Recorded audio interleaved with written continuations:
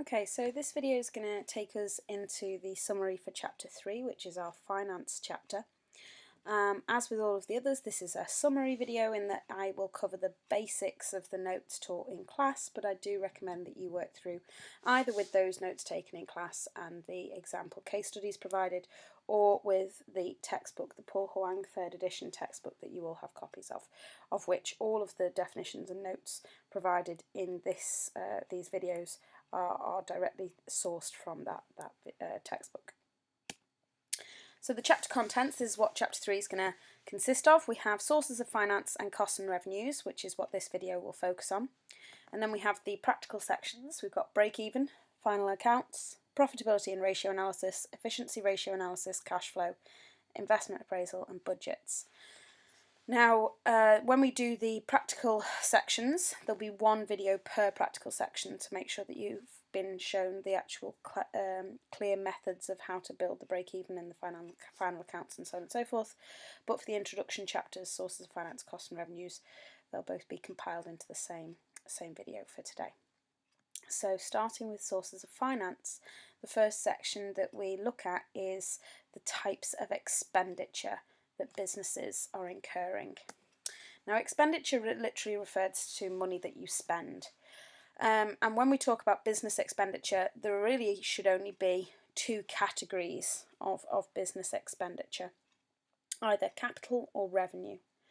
And capital expenditure refers to expenditure made on fixed assets, so finance spent on fixed assets. And we know fixed assets are assets that are not intended to be sold for the first 12 months at least of ownership. So these are fixed items, usually more large sum valued items that have monetary value, that add monetary value to the business's asset list. The kind of things we're talking about here are buildings and land, equipment, machinery, vehicles, and these are the sort of things that we need in order to run the business, but the business doesn't necessarily purchase them with the initial intent of selling them straight on. This is capital expenditure. So when you spend money on your capital expenses, whereas revenue expenditure is paying paying expenditure in the effort to generate revenue. So this is in your day-to-day running activities, things like payments of staff wages and salaries, of buying raw materials to make a product, or paying rent on a facility, or electricity bills. So revenue expenditure is required in order to continue generating money, and will be probably linked to the day-to-day activities of the business, perhaps to the production of your specific products. So we have capital expenditure and revenue expenditure. And we can talk about sources of finance as either internal or external. Now, of internal sources of finance, there are only three. And they're not available to all businesses, or they will be limited in their availability to all businesses. The three types of internal source of finance are personal funds, retained profit, and sale of assets. So, if you start with personal funds, so this means that money that the owner or owners have in their own personal bank accounts, perhaps from an inheritance, perhaps from family wealth, perhaps from a previous business venture, but this is their personal income, their personal wealth that they're intending to invest into the business. Now, obviously, these internal sources of finance, all three of them, do not come with the idea of having to pay something back. You don't have to pay interest on them. They're not going to be returned to a loan basis of any description. But of course, there comes the natural kind of risk associated with this, in that it's your money, and you know, it's not like it's going to be insured against failure or whatever else. You are fully liable for this money, because once this money is gone, if this money is lost in any way, there isn't really going to be a return option for it. So internal sources of finance refer to these methods. More established businesses, more successful businesses, are likely to have better access to these. Obviously, retained profit requires that the business has been operating long enough in order to make profit. And obviously sale of assets suggests that a business has been established long enough to have assets that are no longer needed, that are now sitting around dormant and no longer useful. Young and new businesses may struggle to have access to these, or what they do have may be potentially insufficient to be able to expand in ways that they want. But internal sources of finance come with the added benefit that they're pretty much instantaneous in the sense of personal funds and retained profit, and they don't have to be paid back, as I said earlier.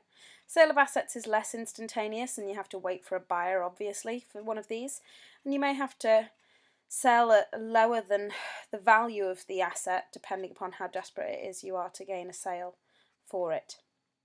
But nevertheless, they're a very useful source of finance for business. Most businesses will look towards external sources of finance as a means of generating larger sums of money for growth, for new products, for product development, for moving into new markets, etc. And so we have various types of external source of finance. The main two, I suppose, would be share capital and loan capital. Now, share capital is only available to limited companies, so either privately limited companies or publicly limited companies. They're the only two types of companies that can sell shares and generate money as a result. Now, the publicly limited company is going to be able to generate more money from shares because they can sell their shares to the general public through the stock market. And especially at the first time that they're going to sell shares, through when the business initially goes IPO, or initial public offering, they can generate a huge amount of capital through the sale of their shares, because of course there's can be quite a lot of excitement and a buzz around a business first going IPO and first releasing shares, and so the demand can be quite high. And we all know that demand will directly affect price. The more people demand something, the higher the price will be. Loan capital, which is available to just about all businesses in one way or another, is a very common method of gaining external sources of finance. The problem with loan capital is that for smaller businesses, they tend to have to pay larger sums of interest because they're higher risk.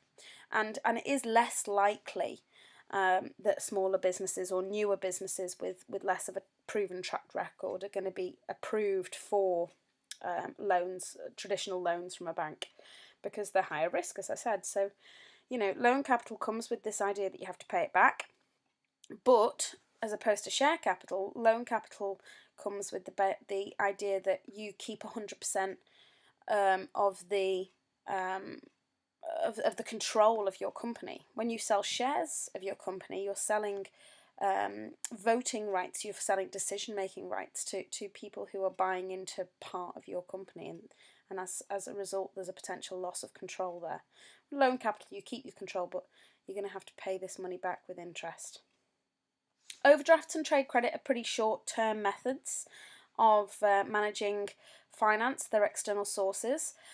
Overdrafts means when you go to the bank and you say, listen, I don't think I'm going to have enough in my account to cover this month's outgoings, so there's a possibility that the bank account is going to go into negative figures, and the bank approves this with the basis that you'll cover whatever that negative figure is, usually by the end of the 30 days of that month. They can come with very, very high interest rates if it's not paid off pretty much immediately. So overdrafts are manageable for a short-term solution, but can cause problems in longer-term systems. Whereas trade credit is when you say to your suppliers, I can't afford to necessarily pay you today for this delivery of raw materials. However, I'll settle the bill for all of my raw materials at the end of the month. Now, if you've got a good relationship with your suppliers may give you 15 days, 30 days, 60 days of trade credit. And that there has to be a level of trust between supplier and business in order for that to happen. If there's not a level of trust associated between you and your supplier, i.e. if you don't pay or if you're constantly late in payment, then they may well reduce the trade credit offered and insist upon payment on delivery. Grants and subsidies, These are either gifts or reductions in tax payments, etc., from the government, as a sort of encouragement to encourage businesses to behave in more usually environmentally sustainable ways, or to encourage investment in rundown areas of the country to provide more jobs for the unemployed, etc. They're not available at all times, and they're not available to all businesses, but they're quite regularly sought after if you are undergoing some kind of a process that's going to be quite costly but have benefits to the environment, like you're going to change your production methods to only use renewable energies or something like that, or only use renewable plastics. You might be eligible for government grants or subsidies in the pursuit of these environmental benefits. Debt factoring is another short-term solution. This is where I have customers that owe me money for a service or a product that they purchased from me. Perhaps they were paying over a period of credit, and maybe they've missed 2 or 3 payments. Well, it can be quite laborious and quite long-winded for me to chase them down to continue to pay, because that's not my main job, it's not my main specialism, and I've got other things to do as part of my business. So what I may choose to do is I may choose to sell their debt onto a debt collection agency, usually for less than what the debt is worth. But then the debt collection agency will take that up and secure the debt and add an additional interest to the debt for their trouble in tracking this person down. So they make additional money, and I'll make back a proportion of what was owed to me, but more than I would have done had I continued waiting for this debt that may never have been paid in the first place. Leasing is an interesting one, because leasing talks about, instead of sort of sale of assets, it talks about renting out assets that I have that maybe I'm not using right now, but I might want again in the future. Leasing out perhaps space in an office or in a factory to another company. Or it can be looked at it from the other perspective, hiring. So instead of buying fixed assets like vehicles and machinery, maybe I'm going to hire them, rent them into my business rather than purchasing them outright. Maybe I haven't made the decision as to whether or not their need is a permanent one. And then we have business angels and venture capitalists. These are very similar. Venture capitalists represent an organisation or a company, whereas business angels represent an individual, both of which are alternatives to banks that give you traditional loan capital but still invest in start-up businesses. Venture capitalists tend to invest in more high-risk or high-tech industries, perhaps pharmaceutical industries or technology-based industries, for large sums of money for start-up or growth. And business angels tend to invest in those smaller, unheard businesses that maybe would struggle to get traditional bank loans because they haven't got that proven track record.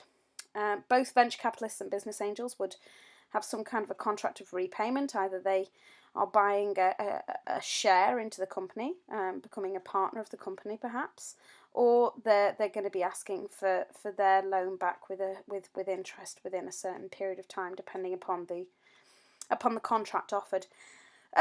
Interestingly enough, both venture capitalists and business angels will only offer and loan to sole traders, partners, or privately limited companies. They will not offer and loan to publicly limited companies. So if you trade on the stock market, then business angels and venture capitalists are not an option to you. Okay, so that then takes us into the different types of costs, and we start with setup costs and running costs.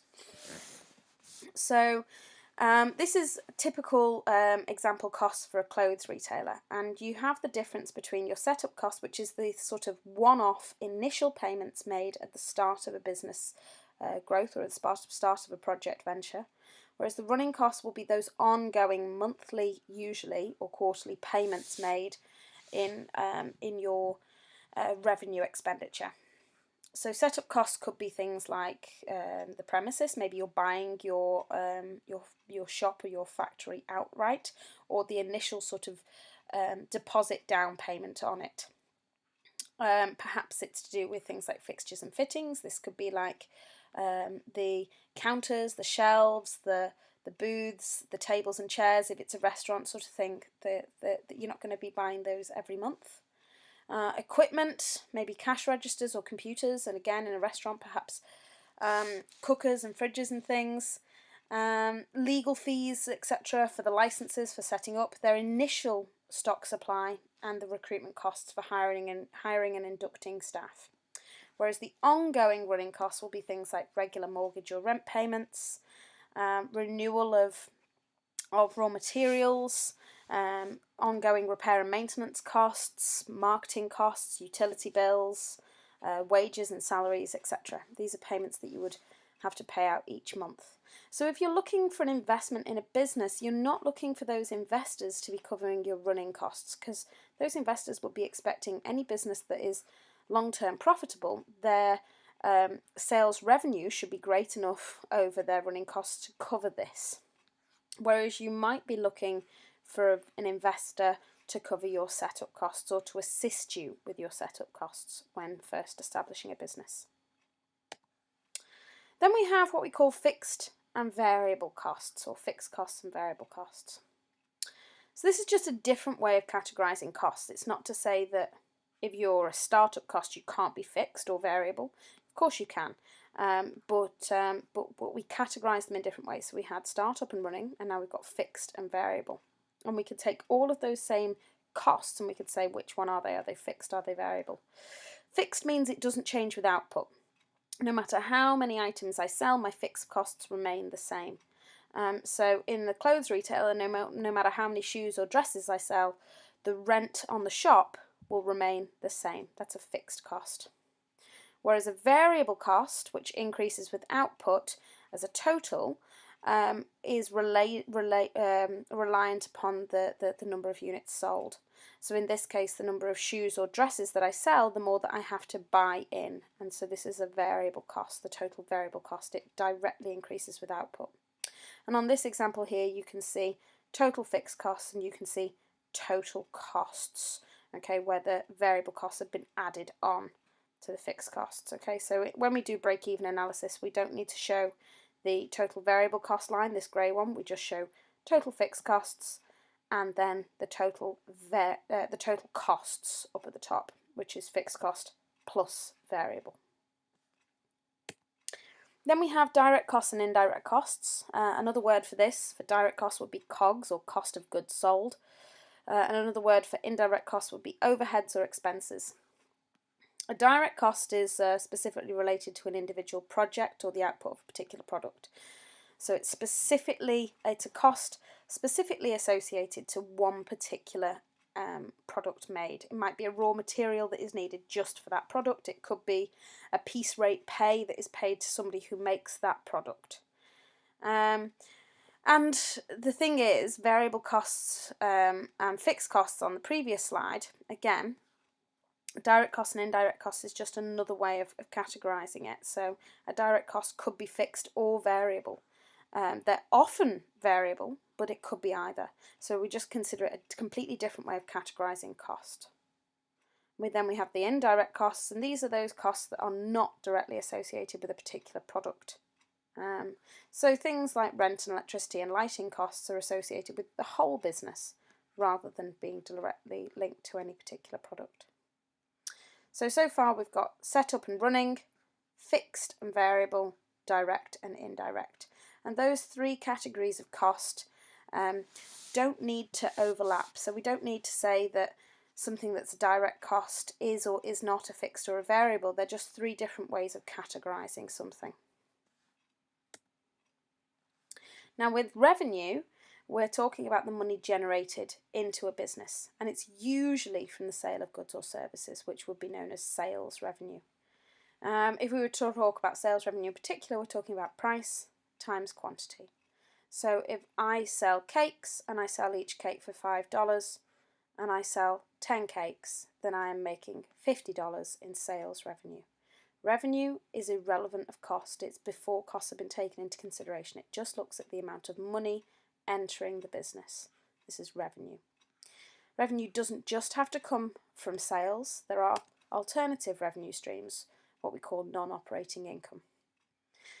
Advertising and transaction fees, franchising costs and royalties, sponsorship, transaction fees, merchandise, dividends, and interest earnings are all examples of non-operating income. So in this example here, advertising, I could be advertising space on my website for another business, and that business is paying me for that advertising space. This is an example of non-operating income. On the side of the Everton shirt here, we advertise Angry Birds, the video game. Okay, this is advertising. In transaction fees, if you've ever paid for airline tickets, for plane tickets online with budget airlines like Ryanair or EasyJet, there's the actual ticket fee, and then as you actually go through the purchasing process, especially if you're purchasing with a credit card, you'll often find that they add a transaction fee for having carried out the purchase online or with that card, and they may be adding a couple of euros to your overall costs. If you're a business that franchises, then your franchisees will pay you royalties depending upon their earnings. Sponsorship. Everton is sponsored by a company called Sport Pisa, who produce these shirts. Okay, and so this is an income to the club. Transaction fees I've noted twice. You can see merchandise. So the example here is the scarf and the shirt. This is not the regular income of the club. The regular income of the club obviously comes from ticket sales to attend matches and the winning of prize money. But both of these are examples of merchandise associated to a particular product. Dividends, which is payment made through earnings of shares. Big companies will often own shares, be shareholders in other companies. So when those other companies do well, they often earn dividends. And interest earnings, if you've got a good amount of retained profit, it's likely that you're going to invest that profit into a high interest bank account, and anything you earn on those savings will be a non-operating income for your club or for your business. So this is the introduction to chapter 3 on sales and revenues. Next chapter section will cover break even.